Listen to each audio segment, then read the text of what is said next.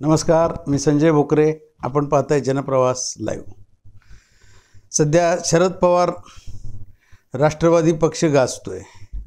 तो गाजतोय म्हणजे रोहित पवारांनी केलेले किंवा त्यांनी मारलेले टोमणे म्हणतो मी त्याला.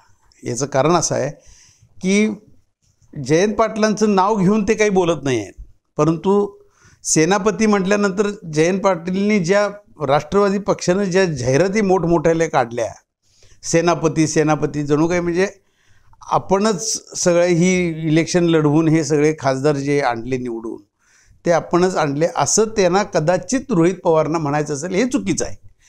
बरोबर आहे ना. ह्याच्यावरच आज विश्लेषण करणं गरजेचं वाटलं मला, कारण जयंत पाटलांचे समर्थक आज प्रचंड संतप्त झालेले.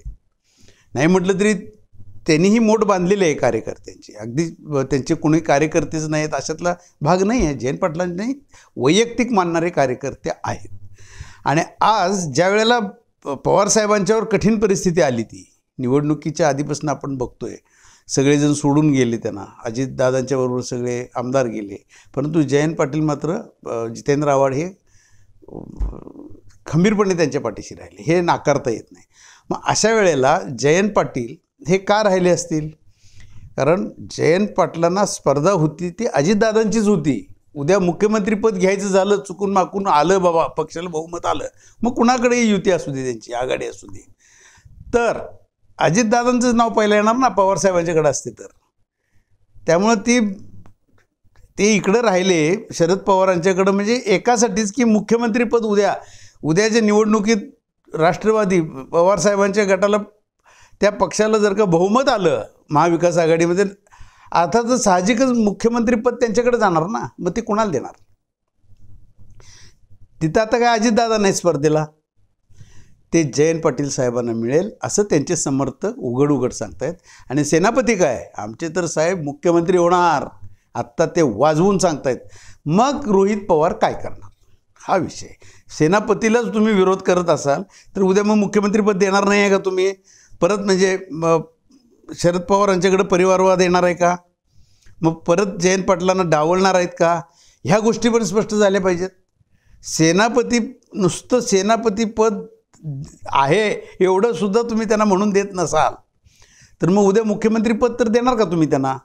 असं आज जयंत पाटील साहेबांचे कार्यकर्ते सगळीकडं संतप्त होऊन प्रश्न विचारत आहेत. रोहित पवार यांनी ह्याच्याबद्दल कुठंतरी खुलासा करणं गरजेचं आहे. सगळ्यांनी निवडणूक लढवली आहे, सगळेजण कष्ट घेतलेत, हे सगळं दिसतंय, परंतु उद्या खरोखर बहुमत आलंच, राष्ट्रवादी पक्षाचा मुख्यमंत्री पवारसाहेबांचा करायचा झाला तर जयंत पाटील हेच मुख्यमंत्री होणार आहेत आणि त्यांनाच केलं पाहिजे.